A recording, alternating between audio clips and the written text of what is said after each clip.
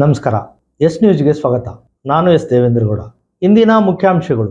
ಹಂಪನಗೌಡರಿಗೆ ಸಿಗದ ಸಚಿವ ಸ್ಥಾನ, ಬೆಂಬಲಿಗರಿಂದ ಪ್ರತಿಭಟನೆ. ಮುಂದೆ ಕೆಕೆಆರ್ಡಿಬಿ ಅಧ್ಯಕ್ಷ ಸ್ಥಾನ ಸಿಗಬಹುದಾ? ಸರ್ಕಾರ ಎಡದಂಡೆ ಕಾಲುವೆಗೆ ನೀರು ಹರಿಸದಿದ್ದರೆ ರೈತರೊಂದಿಗೆ ಉಗ್ರ ಹೋರಾಟ, ನಾಡಗೌಡ ಎಚ್ಚರಿಕೆ. ಹಂಪನಗೌಡರಿಗೆ ಇಲ್ಲ ಸಚಿವ ಸ್ಥಾನ, ಜಿಲ್ಲೆ ಬಂದ್ ಮಾಡುತ್ತೇವೆ, ಕಾರ್ಯಕರ್ತರಿಂದ ಎಚ್ಚರಿಕೆ. ಅಭಿಮಾನಿಯೊಬ್ಬ ಆತ್ಮಹತ್ಯೆಗೆ ಯತ್ನ. ಡಿಕೆಶಿ ಸಚಿವ ಸಂಪುಟದಲ್ಲಿ ಮಹಿಳೆಯರಿಗೆ ಸ್ಥಾನ ಸಿಕ್ಕಿಲ್ಲ, ಇದನ್ನು ಜೆಎಂಎಸ್ ಉಗ್ರವಾಗಿ ವಿರೋಧಿಸುತ್ತದೆ, ಶಕುಂತಲಾ ಪಾಟೀಲ್. ವಾರದೊಳಗೆ ಎಡದಂಡೆ ಕಾಲುವೆಗೆ ನೀರು ಬಿಡದಿದ್ದರೆ ರೈತರೊಂದಿಗೆ ಹೋರಾಟದ ಎಚ್ಚರಿಕೆ, ಕೆ ಕರಿಯಪ್ಪ.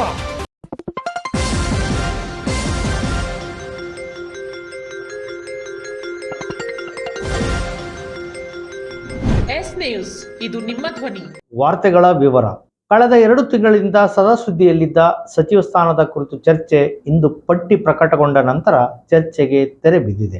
ಸಚಿವ ಸ್ಥಾನದ ವಂಚಿತ ಶಾಸಕರ ಅಸಮಾಧಾನ, ಬೆಂಬಲಿಗರ ಪ್ರತಿಭಟನೆ ನಡೆದಿದೆ. ಕೊನೆಯ ಕ್ಷಣದಲ್ಲಿ ಪಟ್ಟಿಯಲ್ಲಿರುವ 2 ಹೆಸರು ಬದಲಾದ ಕಾರಣ ವಂಚಿತ ಶಾಸಕರು ಇನ್ನೂ ಭರವಸೆಯಲ್ಲಿದ್ದಾರೆ. ಹಂಪನಗೌಡ ಬಾದರ್ಲಿ ಅವರಿಗೆ ಸಚಿವ ಸ್ಥಾನ ಸಿಗದೇ ಇರುವ ಕುರಿತು ಬೆಂಬಲಿಗರು ಬೆಂಗಳೂರು ಹಾಗೂ ಸಿಂಧೂರಿನಲ್ಲಿ ಪ್ರತಿಭಟನೆ ನಡೆಸಿದರು. ಈ ಬಾರಿ ಬಾದರ್ಲಿ ಹಂಪನಗೌಡರಿಗೆ ಸಚಿವ ಸ್ಥಾನ ಸಿಕ್ಕೇ ಸಿಗುತ್ತದೆ ಎಂದು ಭರವಸೆಯಲ್ಲಿ ಇದ್ದ ಬೆಂಬಲಿಗರಿಗೆ, ಕಾರ್ಯಕರ್ತರಿಗೆ ನಿರಾಶೆಯಾಗಿದೆ. ಇದು ಸಿಂಧನೂರಿಗೆ ಸೀಮಿತವಾಗದೆ ಜಿಲ್ಲೆಯ ಯಾವ ಶಾಸಕರಿಗೂ ಸಚಿವ ಸ್ಥಾನ ಸಿಕ್ಕಿಲ್ಲ ಎಂದು ಜಿಲ್ಲೆಯ ಕಾಂಗ್ರೆಸ್ ಕಾರ್ಯಕರ್ತರು ಅಸಮಾಧಾನ ಹೊರಹಾಕಿದರು. ಬಿಡುಗಡೆಯಾದ ಮೊದಲ ಪಟ್ಟಿಯಲ್ಲಿ ಮಂಕಾಳು ವೈದ್ಯರ ಹೆಸರಿತ್ತು. ನಂತರ ಅದು ಬದಲಾಗಿ ಎಸ್ ಮಲ್ಲಿಕಾರ್ಜುನ್ ಅವರಿಗೆ ಒಲಿಯಿತು. ಕೆಲವೇ ತಾಸುಗಳಲ್ಲಿ ಮತ್ತೊಂದು ಬದಲಾವಣೆ ಆಯಿತು. ಗಾಯತ್ರಿ ಶಾಂತಗೌಡ ಅವರ ಬದಲಿಗೆ ಎನ್.ಎಸ್. ಬೋಸರಾಜ್ ಅವರ ಹೆಸರು ಸೇರ್ಪಡೆಯಾದ ಪಟ್ಟಿ ಬಂತು. ಕೊನೆಗೆ ಸಂಜೆ ಪ್ರಮಾಣ ವಚನ ಕೇವಲ 19 ಜನರಿಗೆ ಎನ್ನುವ ಸುದ್ದಿ ಬಂತು. ಒಂದು ಸ್ಥಾನಕ್ಕಾಗಿ ಹಲವು ಶಾಸಕರು ಮುಂದೆ ತಮಗೆ ಒಲಿಯಬಹುದು ಎನ್ನುವ ಭರವಸೆಯಲ್ಲಿದ್ದಾರೆ. ಸಿಂಧನೂರಿನ ಶಾಸಕರಾದ ಹಂಪನಗೌಡ ಬಾದರ್ಲಿ ಅವರು ಕೂಡ ಭರವಸೆಯಲ್ಲಿದ್ದಾರೆ. ಹಂಪನಗೌಡರಿಗೆ ಯಾಕೆ ಸಚಿವ ಸ್ಥಾನ ಸಿಗಲಿಲ್ಲ ಎನ್ನುವ ಚರ್ಚೆ ತಾಲೂಕಿನಾದ್ಯಂತ ನಡೆದಿದೆ. ಇವರಿಗೆ ಜಾತಿಯೇ ಮುಳುವಾಯಿತು. ಬೋಸರಾಜ್ ಹಾಗೂ ಬಸನಗೌಡ ಬಾದರ್ಲಿ ಅವರಿಂದ ಅಡ್ಡಿ, ಸರಿಯಾದ ಫಂಡ್ ಸಲ್ಲಿಸಿಲ್ಲ ಎಂದು ಹೀಗೆ ನಾನಾ ತರಹದ ಚರ್ಚೆಗಳು ಇದೆ. ಇದೆಲ್ಲದರ ಮಧ್ಯೆ ಸಿಗಬೇಕಿತ್ತು ಎನ್ನುವವರ ಸಂಖ್ಯೆ ದೊಡ್ಡದಿದೆ. ಕಾರ್ಯಕರ್ತರಲ್ಲಿ, ಬೆಂಬಲಿಗರಲ್ಲಿ ಅಸಮಾಧಾನ ಕಟ್ಟೆ ಹೊಡೆದು ಬೆಂಗಳೂರು ಮತ್ತು ಸಿಂಧನೂರಿನಲ್ಲಿ ಪ್ರತಿಭಟನೆಗಳು ನಡೆದವು. ಇನ್ನೂ ಒಂದು ಚರ್ಚೆ ಪ್ರಾರಂಭವಾಗಿದೆ. ಕೆಕೆಆರ್ಡಿಬಿ ಅಧ್ಯಕ್ಷ ಸ್ಥಾನದಲ್ಲಿದ್ದ ಡಾಕ್ಟರ್ ಅಜಯ್ ಸಿಂಗ್ ಅವರಿಗೆ ಸಚಿವ ಸ್ಥಾನ ಲಭಿಸಿದೆ. ಆ ಸ್ಥಾನ ಹಂಪನಗೌಡರಿಗೆ ಸಿಗಬಹುದು ಎನ್ನುವ ಭರವಸೆಯಲ್ಲಿ ಸಿಂಧನೂರಿನ ಮತದಾರರು ಇದ್ದಾರೆ. ಸಿಗಬಹುದಾ? ಸಿಕ್ಕರೂ ಸಿಗಬಹುದು, ಕಾಯಬೇಕು ಅಷ್ಟೇ.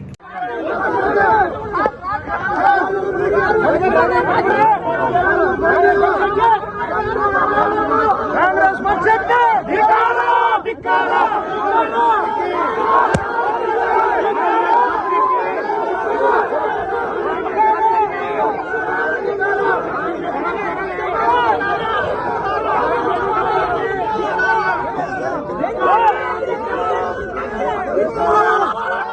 ಈಗಾಗಲೇ ಟಿಬಿ ಡ್ಯಾಂಗೆ 40 ಟಿಎಂಸಿಗೂ ಹೆಚ್ಚು ನೀರು ಹರಿದು ಬಂದಿದೆ. ಕಳೆದ 15 ವರ್ಷಗಳಲ್ಲಿ ಟಿಬಿ ಡ್ಯಾಂನ 40 ಟಿಎಂಸಿಗೂ ಕಡಿಮೆ ಇದ್ದಾಗಲೂ ಕೂಡ ನೀರು ಬಿಟ್ಟ ಉದಾಹರಣೆಗಳಿವೆ. ರಾಜ್ಯ ಸರ್ಕಾರ ಈ ಕೂಡಲೇ ಎಡದಂಡೆ ಕಾಲುವೆಗೆ ನೀರು ಹರಿಸಬೇಕು. ಇಲ್ಲದಿದ್ದರೆ ರೈತರ ಜೊತೆಗೂಡಿ ಜೆಡಿಎಸ್ ಪಕ್ಷದಿಂದ ಬೀದಿಗಿಳಿದು ಉಗ್ರ ಹೋರಾಟ ನಡೆಸಲಿದೆ ಎಂದು ಮಾಜಿ ಸಚಿವ ಹಾಗೂ ಕೆಎಫ್ ರಾಜ್ಯಾಧ್ಯಕ್ಷ ವೆಂಕಟರಾವ್ ನಾಡಗೌಡ ಸರ್ಕಾರಕ್ಕೆ ಎಚ್ಚರಿಕೆ ನೀಡಿದರು. ನಗರದ ಪತ್ರಿಕಾ ಭವನದಲ್ಲಿ ಆಗಸ್ಟ್ 3 ಸೋಮವಾರ ಸುದ್ದಿಗೋಷ್ಠಿ ನಡೆಸಿ ಮಾತನಾಡಿದ ಅವರು, ಸಚಿವ ಶಿವರಾಜ್ ತಂಗಡಿಗೆ 75 ಟಿಎಂಸಿ ನೀರು ಸಂಗ್ರಹ ಆದರೆ ಮಾತ್ರ ಕಾಲುವೆಗಳಿಗೆ ನೀರು ಹರಿಸುವುದಾಗಿ ಹೇಳುವುದು ಸಮಂಜಸವಲ್ಲ. ಟಿಬಿ ಡ್ಯಾಂನಲ್ಲಿ 44 ಟಿಎಂಸಿ ನೀರು ಸಂಗ್ರಹವಾಗಿದೆ. ಆದರೂ ಕೂಡ ಸರ್ಕಾರ ಬೇಜವಾಬ್ದಾರಿ ವಹಿಸುತ್ತಿರುವುದನ್ನು ತೀವ್ರವಾಗಿ ಖಂಡಿಸಿ ಕ್ರಸ್ಟ್ ಗೇಟ್ಗಳನ್ನು ಕೂಡಿಸುವ ನೆಪದಲ್ಲಿ ಗೊಂದಲ ಸೃಷ್ಟಿಸಿ ಬೇಸಿಗೆ ಬೆಳೆಗೆ ನೀರು ಕೊಡದೆ ರೈತರಿಗೆ ತೊಂದರೆ ಮಾಡಿದ್ದೀರಿ. ಮೇಲ್ಭಾಗದಲ್ಲಿ ಮಳೆಯಾಗುತ್ತಿದ್ದು 90,000ದಿಂದ 1,00,000 ಕ್ಯೂಸೆಕ್ ನೀರು ಹರಿದು ಬರುತ್ತಿದ್ದು ಇನ್ನು ನಿರಂತರ ಮಳೆ ಇದೆ. ಈ ಕಾರಣವಾಗಿ ಕಾಲುವೆಗಳಿಗೆ ನೀರು ಹರಿಸಬೇಕು. ಕಾಂಗ್ರೆಸ್ ಸರ್ಕಾರ ರೈತರ ಜೊತೆಗೆ ಚೆಲ್ಲಾಟವಾಡುತ್ತಿದೆ. 2008ರಲ್ಲಿ 36.836 ಟಿಎಂಸಿ ನೀರಿದ್ದಾಗೂ ಸಹ 2008 ಜುಲೈ 5ರಂದು ಕಾಲುವೆಗಳಿಗೆ ನೀರು ಬಿಡಲಾಗಿತ್ತು. 2010ರಲ್ಲಿ 38.549 ಟಿಎಂಸಿ ನೀರು ಇದ್ದಾಗಲೂ ಸಹ 2010 ಜುಲೈ 28ರಂದು ನೀರು ಬಿಡಲಾಗಿತ್ತು. ಹಾಗೂ 2012ರಲ್ಲಿ 41.102 ಟಿಎಂಸಿ ನೀರು ಸಂಗ್ರಹವಿದ್ದಾಗ 2012 ಆಗಸ್ಟ್ 6ರಂದು ನೀರು ಬಿಟ್ಟಿದ್ದರು. ಅದರಂತೆ 2016ರಲ್ಲಿ 40.787 TMC ನೀರು ಸಂಗ್ರಹವಿತ್ತು. ಜುಲೈ 27ರಂದು ನೀರನ್ನು ನಾಲೆಗೆ ಹರಿಬಿಡಲಾಗಿತ್ತು. 2020ರಲ್ಲಿ 39.316 TMC ನೀರಿದ್ದಾಗ ಜುಲೈ 27ಕ್ಕೆ ಹರಿಬಿಡಲಾಗಿತ್ತು ಎಂದು ನಾಡಗೌಡರು ವಿವರಿಸಿದರು. ಕನಿಷ್ಠ ಒಂದು ಬೆಳೆಗೆ 35 TMC ನೀರಿನ ಅವಶ್ಯಕತೆ ಇದೆ. ಒಂದು ತಿಂಗಳಿಗೆ 10ರಿಂದ 11 TMCಯಷ್ಟು ನೀರು ಹರಿಸಿದರೆ ಸಾಕಾಗಬಹುದು. ಆದರೆ ಸರ್ಕಾರ ಕಾಲಹರಣ ಮಾಡಿ ಗೊಂದಲ ಸೃಷ್ಟಿ ಮಾಡುತ್ತಿದೆ. ರೈತರು ಸಸಿ ಮಡಿ ಹಾಕಿ 1 ತಿಂಗಳು ಕಳೆಯುತ್ತಾ ಬರುತ್ತಿದೆ. ನೀರು ಬಿಡದಿದ್ದರೆ ಆರ್ಥಿಕ ಸಂಕಷ್ಟವಾಗುತ್ತೆ. ಕೆಳಭಾಗದ ರೈತರು ನೀರು ಸಿಗದೆ ನಷ್ಟಕ್ಕೀಡಾಗುತ್ತಾರೆ. ಈಗಾಗಲೇ ಹಲವಾರು ದಿನಗಳಿಂದ ಶಾಸಕ ದ್ವಯರು ದೆಹಲಿ, ಬೆಂಗಳೂರು ಸುತ್ತುತ್ತಿದ್ದು ಕ್ಷೇತ್ರದ ರೈತರನ್ನ, ಜನಸಾಮಾನ್ಯರನ್ನ ಮರೆತಿದ್ದಾರೆ. ಮಳೆಯಾಶ್ರಿತ ಪ್ರದೇಶಗಳಲ್ಲಿ ಬಿತ್ತಿದ ಬೆಳೆಗಳು ನಾಶವಾಗಿದ್ದು ಅಲ್ಲಿಗೆ ಭೇಟಿ ನೀಡಿ ಅಧಿಕಾರಿಗಳಿಂದ ಸರ್ವೆ ಮಾಡಿಸಿ ಪರಿಹಾರ ಕೊಡಿಸುವ ಕೆಲಸ ಮಾಡಬೇಕು ಮತ್ತು ಬರಗಾಲ ಪ್ರದೇಶವೊಂದು ಘೋಷಣೆ ಮಾಡಿ ಬರ ಪರಿಹಾರ ನೀಡಬೇಕು. ಜೋಳ ಖರೀದಿ ಹಣ 280 ಕೋಟಿ, ಆದರೆ ರೈತರಿಗೆ ಜಮಾ ಆಗಿದ್ದು ಬರೀ 80 ಕೋಟಿ. ಇನ್ನೂ 200 ಕೋಟಿ ಬಾಕಿ ಇದೆ. ಆಡಳಿತ ಪಕ್ಷದ ಚುನಾಯಿತ ಜನಪ್ರತಿನಿಧಿಗಳ ಬೇಜವಾಬ್ದಾರಿಯಾಗಿದೆ. 1 ವರ್ಷ ಕಳೆದರೂ ರೈತರ ಖಾತೆಗೆ ಸಂಪೂರ್ಣ ಹಣ ಜಮಾ ಆಗದೆ ಇರುವುದು ನಾಚಿಕೆಗೇಡಿನ ಸಂಗತಿ ಎಂದು ಸರ್ಕಾರದ ವಿರುದ್ಧ ವಾಗ್ದಾಳಿ ನಡೆಸಿದರು. ಈ ವೇಳೆ ಜೆಡಿಎಸ್ ಮುಖಂಡರಾದ ಅಶೋಕ್ ಗೌಡ ಗದ್ರಟಗಿ, ಸತ್ಯನಾರಾಯಣ್, ಧರ್ಮಗೌಡ ಮಲ್ಕಾಪುರ್, SP ಟೇಲರ್, ವೆಂಕೋಬಣ್ಣ ಕಲ್ಲೂರ್, ಸುಮಿತ್ ತಡ್ಕಲ್, ಸೈಯದ್ ಆಸಿಫ್, ಮೋಸಿನ್ ಖಾನ್ ಸೇರಿದಂತೆ ಅನೇಕರಿದ್ದರು. ಕ್ಯೂಸೆಕ್ಸ್ ಇದ್ದಾಗ ನೀರು ಬಿಟ್ಟಿವಿ. 16/8/23 88 TMC ಇತ್ತು. 5160 TMC ಒಳಹರಿವಿತ್ತು. ಈಗ 3022 ಒಳಹರಿವಿದ್ದಾಗೂ ಬಿಟ್ಟಿವಿ. 18/7/24 ಅವತ್ತು 46.802 TMC 82,491 ಇನ್ಫ್ಲೋ ಇತ್ತು. 11/7/25 76 TMC ಇದ್ದಾಗ ನೀರು ಬಿಟ್ಟಿದೆ. ನಿಮಗೆ ಬೇಕಾದರೆ 2006ರಿಂದ ಇಲ್ಲಿವರೆಗೂ ಯಾವಾಗ ಎಷ್ಟೆಷ್ಟು ಕೆಪಾಸಿಟಿ ಇದ್ದಾಗ ನೀರು ಬಿಟ್ಟಿದ್ದಾರೆ ಅಂತಕ್ಕಂಥ ದಾಖಲೆಗಳಿದ್ದಾವೆ. ತಾಲೂಕಿನ ಲಿಂಗಾಯತ್ ಸಮಾಜದ ಅತಿ ದೊಡ್ಡ ನಾಯಕರೆಂದರೆ ಹಂಪನಗೌಡ ಬಾದರ್ಲಿ ಅವರು.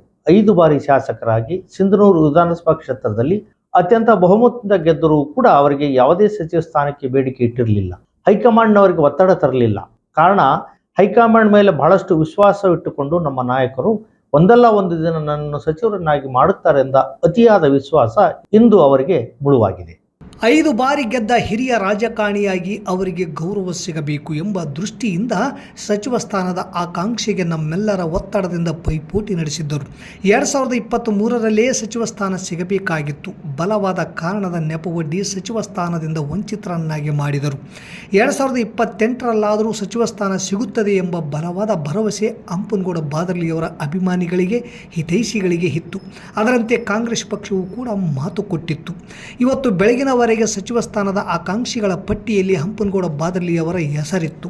ಆದರೆ ಕುತಂತ್ರದಿಂದ ಅವರ ಹೆಸರನ್ನು ತೆಗೆದಿದ್ದಾರೆ. ಈ ಕಾರಣವಾಗಿ ಪಕ್ಕಾ ಕಾಂಗ್ರೆಸ್ ಕಾರ್ಯಕರ್ತರಾದ ನಾವು ಕಾಂಗ್ರೆಸ್ ಪಕ್ಷದ ವಿರುದ್ಧವೇ ಇಂದು ಪ್ರತಿಭಟನೆ ಮಾಡುತ್ತಿದ್ದೇವೆ. ಹಂಪನಗೌಡ ಬಾದರ್ಲಿಯವರನ್ನು ಸಚಿವ ಸ್ಥಾನದ ಪಟ್ಟಿಯಲ್ಲಿ ಸೇರಿಸದಿದ್ದರೆ ಮುಂದಿನ ದಿನಗಳಲ್ಲಿ ಇಡೀ ರಾಯಚೂರು ಜಿಲ್ಲೆಯನ್ನು ಬಂದ್ ಮಾಡುತ್ತೇವೆ ಎಂದು ಕಾಂಗ್ರೆಸ್ ಪಕ್ಷದ ವಿರುದ್ಧ ಘೋಷಣೆ ಕೂಗಿ ಸರ್ಕಾರಕ್ಕೆ ಎಚ್ಚರಿಕೆ ನೀಡಿದರು. ಹಿರಿಯ ಮುತ್ಸದ್ದಿ ರಾಜಕಾರಣಿ ಹಂಪನಗೌಡ ಬಾದರ್ಲಿಯವರಿಗೆ ಸಚಿವ ಸ್ಥಾನ ಸಿಗದಿದ್ದಕ್ಕಾಗಿ ಸಿಂಧನೂರಿನ ಬಾದರ್ಲಿಯವರ ಅಪ್ಪಟ ಅಭಿಮಾನಿ ಸಫಿಹುಲ್ಲಾ ಖಾನ್ ಮನನೊಂದು ಇಂದು ಪ್ರತಿಭಟನೆ ನಡೆಯುವ ವೇಳೆ ಆತ್ಮಹತ್ಯೆಗೆ ಯತ್ನಿಸಿದ್ದು ತಕ್ಷಣವೇ ಪ್ರತಿಭಟನಾ ನಿರತರು ಪೊಲೀಸರು ತಡೆದ ಘಟನೆ ನಡೆದಿದೆ.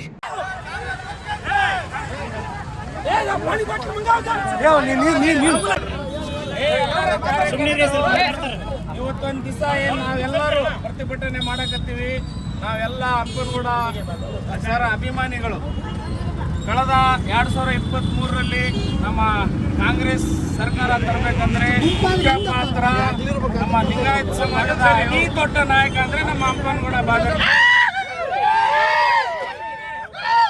ಯಾವಾಗ ಮಸ್ಕಿ ಎಲೆಕ್ಷನ್, ಬೈ ಎಲೆಕ್ಷನ್ ಆಯ್ತು, ಅದರಲ್ಲಿ ತಮ್ಮ ಸ್ನೇಹಿತನ ಬಿಟ್ಟು ಪಕ್ಷಕ್ಕಾಗಿ ದುಡಿದು ತಾನು ನಿಷ್ಠಾವಂತ ಆಗಿ ಆ ಪಕ್ಷ ಮಸ್ಕಿ ಕ್ಷೇತ್ರಕ್ಕೆ ಕಾಂಗ್ರೆಸ್ ಪಕ್ಷವನ್ನು ಬುನಿಯಾದ ಹಾಕಿದಂತ ನಮ್ಮ ಬಾದರ್ಲಿ ಶ್ರೀ ಹಂಪನಗೌಡ ಬಾದರ್ಲಿ ಇದಕ್ಕೆ 2023ರಲ್ಲಿ ಮೊದಲನೇ ಸಂಪುಟದಲ್ಲಿ ನಮಗೆ ಸಚಿವ ಸ್ಥಾನ ಸಿಗಬೇಕಿತ್ತು.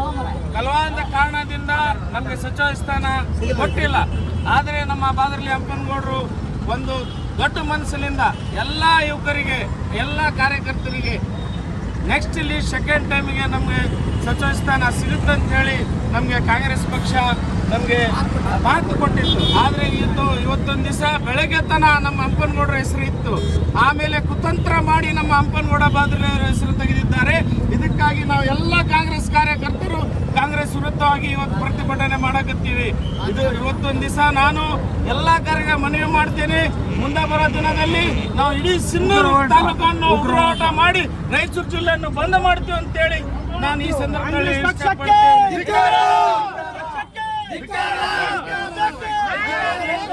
ಡಿಕೆ ಶಿವಕುಮಾರ್ ಅವರ ನೇತೃತ್ವದ ಸಚಿವ ಸಂಪುಟ ಇಂದು ವಿಸ್ತರಣೆಯಾಗಿದೆ. ಪ್ರಕಟಿಸಿದ ಪಟ್ಟಿಯಲ್ಲಿ ಮಹಿಳೆಗೆ ಸ್ಥಾನ ಸಿಕ್ಕಿತ್ತು, ಆದರೆ ಕೊನೆಗಳಿಗೆಯಲ್ಲಿ ಅದು ಮಾಯವಾಯಿತು. ಏಕೆ? ಕರ್ನಾಟಕದ ಮತದಾರರಲ್ಲಿ ಅರ್ಧಕ್ಕಿಂತ ಹೆಚ್ಚು ಮತದಾರರಾಗಿರುವ ಮಹಿಳೆಯರಿಗೆ ಒಂದಾದರೂ ಸಚಿವ ಸ್ಥಾನ ನೀಡದೇ ಇರುವುದರ ಕ್ರಮವನ್ನು ಅಖಿಲ ಭಾರತ ಜನವಾದಿ ಮಹಿಳಾ ಸಂಘಟನೆ ವಿರೋಧಿಸಿದೆ ಎಂದು ಜಿಲ್ಲಾಧ್ಯಕ್ಷೆ ಶಕುಂತಲಾ ಪಾಟೀಲ್ ಹೇಳಿದರು. ಸಂಸತ್ತಿನಲ್ಲಿ 33% ಮಹಿಳೆಯರ ಮೀಸಲಾತಿ ನೀಡುವ ವಿಚಾರವಾಗಿ ಬೆಂಬಲಿಸುವ ಕಾಂಗ್ರೆಸ್ ಪಕ್ಷ ಕರ್ನಾಟಕದಲ್ಲಿ ತನ್ನ ಪಕ್ಷವೇ ಅಧಿಕಾರ ಇದ್ದರೂ ಕನಿಷ್ಠ ಒಬ್ಬರಿಗಾದರೂ ಮಹಿಳೆಯರಿಗೆ ಸಚಿವ ಸ್ಥಾನ ನೀಡದೇ ಇರುವ ಧೋರಣೆ ಅವರಿಗೆ ಮಹಿಳೆಯರ ಮೇಲಿನ ಕಾಳಜಿ ಎಷ್ಟಿದೆ ಎನ್ನುವುದನ್ನು ತೋರಿಸುತ್ತದೆ. ಈ ಹಿಂದೆ ಸಿದ್ದರಾಮಯ್ಯ ಅವರ ಸಚಿವ ಸಂಪುಟದಲ್ಲಿ ಒಬ್ಬರಿಗಾದರೂ ಸಚಿವ ಸ್ಥಾನ ಸಿಕ್ಕಿತ್ತು. ಆದರೆ ಡಿಕೆಶಿ ಅವರ ಸಚಿವ ಸಂಪುಟದಲ್ಲಿ ಸಿಗದೇ ಇರುವುದನ್ನು ಸಂಘಟನೆ ಬಲವಾಗಿ ವಿರೋಧಿಸುತ್ತದೆ. ಶಾಸಕಿಯರಾಗಿ ನಯನಾ ಮೋಟಮ್ಮ, ರೂಪಕಲಾ, ಲಕ್ಷ್ಮೀ ಹೆಬ್ಬಾಳ್ಕರ್, ಖನಿಜಾ ಫಾತಿಮಾ, ಉಮಾಶ್ರೀ, ಗಾಯತ್ರಿ ಶಾಂತೇಗೌಡ ಇವರಲ್ಲಿ ಒಬ್ಬರಿಗಾದರೂ ಸಚಿವ ಸ್ಥಾನ ನೀಡಬಹುದಿತ್ತು. ಅವಕಾಶ ಇಲ್ಲದೆ ಇರುವಂತೆ ಮಾಡಿರುವುದು ಮಹಿಳೆಯರಿಗೆ ಬಗೆದ ದ್ರೋಹವಾಗಿದೆ. ಇಂದು 20 ಸಚಿವರ ಪಟ್ಟಿ ಬಿಡುಗಡೆಯಾಗಿ 19 ಜನರಿಗೆ ಪ್ರಮಾಣ ವಚನ ಬೋಧನೆಯಾಗಿದೆ. ಉಳಿದ 1 ಸ್ಥಾನಕ್ಕೆ ಮಹಿಳೆಯರಿಗೆ ನೀಡಬೇಕೆಂದು ಅಖಿಲ ಭಾರತ ಜನವಾದಿ ಮಹಿಳಾ ಸಂಘಟನೆ ಒತ್ತಾಯಿಸುತ್ತದೆ ಎಂದು ಶಕುಂತಲಾ ಪಾಟೀಲ್ ತಮ್ಮ ಆಕ್ರೋಶವನ್ನು ವ್ಯಕ್ತಪಡಿಸಿದರು. ಕಳೆದ 2-3 ದಿನಗಳಿಂದ ಶಿವಮೊಗ್ಗ, ಶೃಂಗೇರಿ, ಮಲೆನಾಡಾದ್ಯಂತ ಮಳೆಯಾಗುತ್ತಿದೆ. ತುಂಗಾ ನದಿ ತುಂಬಿ ಭದ್ರೆಗೆ ನೀರು 90ರಿಂದ 1 ಲಕ್ಷ ಕ್ಯೂಸೆಸ್ ನೀರು ಹರಿಬಿಟ್ಟಿದ್ದಾರೆ. ಇವತ್ತಿನವರೆಗೂ ಈಗಾಗಲೇ ಟಿಬಿ ಡ್ಯಾಂಗೆ 40 ಟಿಎಂಸಿಯಷ್ಟು ನೀರು ಇದೆ. ಕೇವಲ 28ರಿಂದ 30 ಟಿಎಂಸಿ ನೀರಿದ್ದಾಗ ಯಡಿಯೂರಪ್ಪನವರು ಮುಖ್ಯಮಂತ್ರಿ ಇದ್ದಾಗ ರೈತರಿಗೆ ನೀರು ಬಿಟ್ಟಿದ್ದು ಇದೆ. ಈ ಕೂಡಲೇ ತಡ ಮಾಡದೆ ರೈತರ ಹಿತ ಕಾಯ್ದು ನೀರು ಹರಿಸಬೇಕೆಂದು ಬಿಜೆಪಿ ಮುಖಂಡ ಕೆ. ಕರಿಯಪ್ಪ ಸರ್ಕಾರವನ್ನು ಒತ್ತಾಯ ಮಾಡಿದರು. ನಗರದ ಪತ್ರಿಕಾ ಭವನದಲ್ಲಿ ಭಾನುವಾರದಂದು ಸುದ್ದಿಗೋಷ್ಠಿ ನಡೆಸಿ ಮಾತನಾಡಿದ ಅವರು, ರೈತರ ಮುಂಗಾರು ಕೃಷಿ ಚಟುವಟಿಕೆಗಳಿಗಾಗಿ ಆಗಸ್ಟ್ 7ರೊಳಗಾಗಿ ತುಂಗಭದ್ರಾ ಜಲಾಶಯದಿಂದ ಎಡದಂಡೆ ನಾಲೆಗೆ ನೀರು ಹರಿಸಬೇಕು. ಇಲ್ಲದಿದ್ದರೆ ಬಿಜೆಪಿ ಪಕ್ಷದ ನೇತೃತ್ವದಲ್ಲಿ ಸಾವಿರಾರು ರೈತರೊಂದಿಗೆ ಸಿಂಧನೂರು ನಗರದಲ್ಲಿ ಬೃಹತ್ ಹೋರಾಟ ನಡೆಸಲಾಗುವುದು. ಈಗ ಸದ್ಯ 40ರಿಂದ 41 ಟಿಎಂಸಿ ನೀರಿನ ಸಂಗ್ರಹ ಇದ್ದು ಒಳಹರಿವು ಅಧಿಕವಿದೆ. ರೈತರು ಚೆನ್ನಾಗಿದ್ದರೆ ದೇಶ ಸುಭಿಕ್ಷವಾಗಿರುತ್ತದೆ. ಆದ್ದರಿಂದ ಶೀಘ್ರವೇ ಐಸಿಸಿ ಸಭೆಯನ್ನು ಕರೆದು ನಾಲೆಗೆ ನೀರು ಹರಿಸಲು ತೀರ್ಮಾನ ಕೈಗೊಳ್ಳಬೇಕು. ಸಂಕಷ್ಟದಲ್ಲಿರುವ ರೈತರ ನೆರವಿಗೆ ರಾಜ್ಯ ಸರ್ಕಾರ ಬರಬೇಕು. ಈ ಬಗ್ಗೆ ಕಾಳಜಿ ವಹಿಸಬೇಕಾದ ಶಾಸಕರು ಹಾಗೂ ವಿಧಾನ ಪರಿಷತ್ ಸದಸ್ಯರು ಸಚಿವ ಸ್ಥಾನದ ಗುದ್ದಾಟದಲ್ಲಿ ಬಿದ್ದಿದ್ದಾರೆ. ಇವರು ಸಚಿವರಾಗುತ್ತಾರೋ ಇಲ್ಲವೋ ನಮಗೆ ಬೇಡವಾದ ವಿಷಯ. ಆದರೆ ರೈತರ ಕೃಷಿ ಚಟುವಟಿಕೆಗೆ ನೀರು ಬಿಡಬೇಕು. ಇಲ್ಲದಿದ್ದರೆ ಸರ್ಕಾರ ಬರಪೀಡಿತ ತಾಲೂಕು ಎಂದು ಘೋಷಣೆ ಮಾಡಬೇಕು. ಸಂಬಂಧಿಸಿದ ಅಧಿಕಾರಿಗಳು ಬರದ ಕುರಿತು ಸಮರ್ಪಕ ವರದಿಯನ್ನು ಸರ್ಕಾರಕ್ಕೆ ಸಲ್ಲಿಸಬೇಕು. ನಿರ್ಲಕ್ಷ್ಯ ವಹಿಸಿ ರೈತರ ಬದುಕಿನೊಂದಿಗೆ ಚೆಲ್ಲಾಟವಾಡಬಾರದು ಎಂದರು. ನಂತರ ಪಿಕಾರ್ಡ್ ಬ್ಯಾಂಕ್ ಅಧ್ಯಕ್ಷ ಎಂ. ದೊಡ್ಡಬಸವರಾಜ್ ಮಾತನಾಡಿ, ಮುಂಗಾರು ಮಳೆ ನಿರೀಕ್ಷೆ ಕೈಕೊಟ್ಟಿದೆ. ರೈತರು ಬಿತ್ತಿದ ಬೆಳೆಗಳು ಒಣಗುತ್ತಿವೆ. ನೀರು ಹರಿಸದೆ ನದಿ ಪಾತ್ರದ ರೈತರು ಬೆಳೆ ಬೆಳೆದಿಲ್ಲ. ಇದರಿಂದ ರೈತರ ಕೃಷಿ ಚಟುವಟಿಕೆಗಳು ಸಂಪೂರ್ಣ ನಿಷ್ಕ್ರಿಯವಾಗಿ ಪರಿಸ್ಥಿತಿ ಚಿಂತಾಜನಕವಾಗಿದೆ. ತುಂಗಭದ್ರಾ ಡ್ಯಾಮ್ನ ಕ್ರಸ್ಟ್ ಗೇಟ್ಗಳ ಅಳವಡಿಕೆಯಿಂದ ಬೇಸಿಗೆ ಬೆಳೆ ಇಲ್ಲ. ಈಗ ಮಳೆಯ ಅಭಾವದಿಂದ ಮುಂಗಾರು ಬೆಳೆಗೆ ನೀರು ಬಿಡಲು ಸರ್ಕಾರ ಹಿಂದೇಟು ಹಾಕುವುದು ಸರಿಯಾದ ಕ್ರಮವಲ್ಲ. ರೈತರ ಕಷ್ಟ ಅರಿಯದೆ ಸರ್ಕಾರ ನಿದ್ದೆ ಮಾಡುತ್ತಿದೆ ಎಂದು ದೂರಿದರು. ಈ 1 ವಾರದಲ್ಲಿ ತುಂಬುವ ಹಂತಕ್ಕೆ ತಲುಪಿದೆ. ಕರಾವಳಿ ಪ್ರದೇಶಗಳಲ್ಲಿ ಉತ್ತಮ ಮಳೆಯಾಗುತ್ತಿದ್ದು ತುಂಗಭದ್ರಾ ಜಲಾಶಯಕ್ಕೆ 10-15 ದಿನಗಳಲ್ಲಿ ಇನ್ನು 20 ಟಿಎಂಸಿಗೂ ಅಧಿಕ ನೀರು ಹರಿದು ಬರಲಿದೆ. ಆದ್ದರಿಂದ ಮುಂಗಾರು ಬೆಳೆಗೆ ನೀರು ಹರಿಸಬೇಕು. ಎಂಎಲ್ಎ, ಎಂಎಲ್ಸಿ, ಜನಪ್ರತಿನಿಧಿಗಳು ಈ ಬಗ್ಗೆ ಗಮನ ಹರಿಸಿ ಸರ್ಕಾರದ ಗಮನ ಸೆಳೆಯಬೇಕು. ಜೊತೆಗೆ ಜೋಳ ಖರೀದಿಯ ಬಾಕಿ ಹಣವನ್ನು ರೈತರ ಖಾತೆಗೆ ಜಮಾ ಮಾಡಬೇಕು. ನಿರ್ಲಕ್ಷ್ಯ ತೋರಿದರೆ ಕೆ. ಕರಿಯಪ್ಪ ಅವರ ನೇತೃತ್ವದಲ್ಲಿ ರೈತರ ರೈತರ ಜೊತೆಗೂಡಿ ಸಿಂಧನೂರಿನಲ್ಲಿ ಉಗ್ರ ಹೋರಾಟ ನಡೆಸಬೇಕಾಗುತ್ತದೆ ಎಂದು ರಾಜ್ಯ ಸರ್ಕಾರಕ್ಕೆ ಎಚ್ಚರಿಕೆ ನೀಡಿದರು. ಈ ಸಂದರ್ಭದಲ್ಲಿ ಬಿಜೆಪಿ ಗ್ರಾಮೀಣ ಮಂಡಲದ ಅಧ್ಯಕ್ಷ ಯಂಕೋಬ ನಾಯಕ್ ರಾಮತ್ನಾಳ್, ನಗರ ಮಂಡಲದ ಅಧ್ಯಕ್ಷ ಸಿದ್ದರಾಮೇಶ್ ಮನ್ನಾಪುರ್, ಮುಖಂಡರಾದ ಮಲ್ಲಿಕಾರ್ಜುನ್ ಕಾಟ್ಕಲ್, ಶರಣಪ್ಪ ಭಂಗಿ, ಸಿದ್ದಲಿಂಗಯ್ಯ ಸ್ವಾಮಿ, ಶರಣಪ್ಪ ಧುಮತಿ, ಸೋಮನಾಥ್ ಕಲ್ಲೂರ್, ಮುತ್ತು ಬರ್ಸಿ, ಶ್ರೀನಿವಾಸ್ ಮೇಸ್ತ್ರಿ, ರವಿಕುಮಾರ್ ರಾಠೋಡ್, ಶಿವಕುಮಾರ್ ಹಿರೇಮಠ್ ಸೇರಿದಂತೆ ಅನೇಕರು ಉಪಸ್ಥಿತರಿದ್ದರು. ಕೇಳಿಕೊಳ್ಳೋದಷ್ಟೇ, ರೈತರ ಹಿತದೃಷ್ಟಿಯಿಂದ ಈ ದೇಶದಲ್ಲಿ ರೈತರು ಚೆನ್ನಾಗಿದ್ರೆ ಎಲ್ಲರೂ ಚೆನ್ನಾಗಿರ್ತಾರೆ ಅನ್ನೋ ಉದ್ದೇಶ ನೀರನ್ನು ಬಿಡಿಸುವಂತ ಕೆಲಸ ಆಗ್ಬೇಕಂತೇಳಿ ನಾವು ಮನವಿಯನ್ನು ಮಾಡ್ತಾ ಇದ್ದೀವಿ. ಮತ್ತು ಒಂದು ವೇಳೆ ಇನ್ನೂ ಒಂದು 3-4 ದಿವಸದೊಳಗೆ ಸುಮಾರು ಒಂದು 6 ಅಥವಾ 7ನೇ ತಾರೀಕುವರೆಗೂ ನಾವು ನೋಡ್ತೀವಿ. ತಮ್ಮ ಪತ್ರಿಕೆ ಮುಖಾಂತರ ಈ ಸುದ್ದಿ ಹೋದ ನಂತರ 7ನೇ ತಾರೀಕಿವರೆಗೂ ಆಲೋಚನೆ ಮಾಡಿ 7ನೇ ತಾರೀಕಿನಿಂದ ನೀರು ಬಿಡಲಿಲ್ಲ ಅಂದ್ರೆ, ಈಗಾಗಲೇ ದೊಡ್ಡಬಸವರಾಜ್ ಅವರು ಹೇಳಿದಾಗೆ ಅವ್ರು ICIC ಮೀಟಿಂಗ್ ಮಾಡ್ತಾರೋ, ಮಂತ್ರಿ ಆಗ್ತಾರೋ, ದುನಿಯಾ ಆಗ್ತಾರೋ ನಮ್ಗೆ ಸಂಬಂಧ ಇಲ್ಲ. ರೈತರ ಉದ್ದೇಶಕ್ಕೋಸ್ಕರ 7ನೇ ತಾರೀಕು ಒಳಗೆ ನೀರು ಬಿಟ್ಟರೆ ಒಳ್ಳೆಯದು ಅಂತ ನನ್ನ ಅನಿಸಿಕೆ. ಯಾಕಂದ್ರೆ ಈಗಾಗಲೇ ಸಸಿ ಮಡಿಯನ್ನು ಹಾಕಿದ್ದಾರೆ. ಮತ್ತು ಅದ್ರ ಜೊತೆಯಲ್ಲಿ ಕೂಡ ನಮ್ಮ RG ರೋಡಿಂದ ಅಂದರೆ ಗಂಗಾವತಿ ರೋಡ್ ಕೆಳಗಡೆ ಇರುವಂಥ ಮುಂಗಾರು ಕ್ರಾಪ್ ಈಗಾಗಲೇ ಹೋಗಿದೆ. ನಮ್ಮ ತಾಲೂಕನ್ನು ಬರಗಾಲ ಎಂದು ಘೋಷಣೆ ಮಾಡಬೇಕಂತೇಳಿ ಈಗಾಗಲೇ ನಾವು ಒತ್ತಾಯ ಮಾಡಿದ್ದೇವೆ. ನಮ್ಮ ನಾಯಕರುಗಳು ಕೂಡ ಎಲ್ಲ ತಂಡವೈದು ಎಲ್ಲ ಏರಿಯಾದಲ್ಲಿ ಕೂಡ ವೀಕ್ಷಣೆ ಮಾಡಿ ಅದನ್ನು ವರದಿಯನ್ನು ಒಪ್ಪಿಸುವಂಥ ಕೆಲಸ ಮಾಡ್ತಾ ಇತ್ತು. ಅದಕ್ಕೆ ಈ ನೀರು ಬಿಟ್ಟ ನಂತರ ನೀರನ್ನು ಬಿಡಬೇಕು 7ನೇ ತಾರೀಕು 10ನೇ ತಾರೀಕು ಒಳಗಡೆ, ಇಲ್ಲಾಂದ್ರೆ ನಾವು ಹೋರಾಟವನ್ನು ಹಮ್ಮಿಕೊಳ್ಳಬೇಕಾಗತ್ತೆ. ಅದು ಹೋರಾಟ ರೀತಿ ಯಾವ ಥರ ಇರುತ್ತಂತ ಮುಂದಿನ ದಿನಮಾನಗಳಲ್ಲಿ ನಮ್ಮ ಪಕ್ಷದ ಮುಖಂಡರ ಜೊತೆ ಮಾತಾಡಿ ಹೋರಾಟವನ್ನು ಹಮ್ಮಿಕೊಳ್ಳುತ್ತೇವೆ. ನಾವು ಲಾಸ್ಟ್ 7ರವರೆಗೆ ಈ ವೇಟ್ ಮಾಡುವಂಥ ಕೆಲಸ ಆಗುತ್ತೆ. ಈ ಒಂದು ವಿಚಾರದಲ್ಲಿ ಇವತ್ತು ರಾಜ್ಯ ಸರ್ಕಾರ ಯಾವ ರೀತಿ ರೈತರ ಪರವಾಗಿ ಚಿಂತನೆ ಮಾಡ್ತಾ ಇದೆ ಎಂಬುದು ನಾವು ನೀವೆಲ್ಲರೂ ಒಂದು ವಿಚಾರ ಮಾಡಬೇಕೆಂಬ ಉದ್ದೇಶದಿಂದ ಇವತ್ತು ಕರೆದ್ಬಿಟ್ಟು ಸರ್ಕಾರಕ್ಕೆ ಎಚ್ಚರಿಕೆ ನೀಡತಕ್ಕಂಥ ಹಿನ್ನೆಲೆಯಲ್ಲಿ ನಾವು ಪತ್ರಿಕಾಗೋಷ್ಠಿಯನ್ನು ನಾನು ಸನ್ಮಾನ್ಯ ಶ್ರೀ ಕೆ ಕರೆಪ್ಪ ಅವರ ನೇತೃತ್ವದಲ್ಲಿ ಮಾಡ್ತಾ ಇದ್ದೇವೆ. ಈಗಾಗಲೇ ಕೃಷಿ ಚಟುವಟಿಕೆ ಸಂಪೂರ್ಣವಾಗಿ ಒಂದು ನಿಷ್ಕ್ರಿಯ ಆಗಿದೆ ಅಂತ ಹೇಳಕ್ಕೆ ನಾವು ಬಯಸ್ತಾ ಇದ್ದೇವೆ. ಹೀಗಾಗಿ ರೈತರು ಹಿಂದೆ ಅಂದರೆ ಬೇಸಿಗೆ ಬೆಳೆ ಸಂಪೂರ್ಣವಾಗಿ ನೀರು ಇದ್ದರೂ ಸಹಿತ ಕ್ರಸ್ಟ್ ಗೇಟ್ ಹೊಡೆದ ಸಂಬಂಧವಾಗಿ ಅದನ್ನು ರಿಪೇರಿ ಮಾಡ್ತೀವಿ ಅಂತೇಳಿ ಸರ್ಕಾರದ ನಿರ್ಧಾರದಿಂದ ಬೇಸಿಗೆ ಬೆಳೆಯನ್ನು ಸಹಿತ ನಾವು ಸಂಪೂರ್ಣವಾಗಿ ಎಲ್ಲೂ ಈ ಭಾಗದಲ್ಲಿ ಅದನ್ನು ಬೆಳೆಯೋದಕ್ಕೂ ಆಗಲಿಲ್ಲ, ಅದರ ಒಂದು ಫಲನೂ ಸಹಿತ ತೆಗೆದುಕೊಳ್ಳೋಕ್ಕಾಗಲಿಲ್ಲ. ಹಾಗಾಗಿ ಸಹಿತ ಇವತ್ತಿಗೂ ಸಹಿತ ಡ್ಯಾಮಿನಲ್ಲಿ 40 TMC ನೀರು ಇದ್ದರೂ ಸಹಿತ ನೀರು ಬಿಡ್ತಾರೆಂಬ ಭರವಸೆ ಇವತ್ತು ನಮಗೆ ರೈತರಲ್ಲಿ ಕಾಣ್ತಾ ಇದೆ. ಅದಕ್ಕಾಗಿ ಗಂಭೀರ ಸ್ಥಿತಿಯಲ್ಲಿ ಇರತಕ್ಕಂಥ ಇಂಥ ಒಂದು ಸಂಕಷ್ಟದ ಸ್ಥಿತಿಯಲ್ಲಿ ಸರ್ಕಾರನ ಆಡಳಿತ ಮಾಡ್ತಾ ಇದೆಯೋ ನಿದ್ದೆ ಮಾಡ್ತಾ ಇದೆಯೋ ಎಂಬುದು ನಮಗೆ ಭಾಸ ಆಗ್ತದೆ. ಇಲ್ಲಿಗೆ ವಾರ್ತಾ ಪ್ರಸಾರ ಮುಕ್ತಾಯವಾಯಿತು. ನಿರಂತರ ಸುದ್ದಿಗಾಗಿ ವೀಕ್ಷಿಸಿ ಎಸ್ ನ್ಯೂಸ್. ಇದು ನಿಮ್ಮ ಧ್ವನಿ. ನಮಸ್ಕಾರ.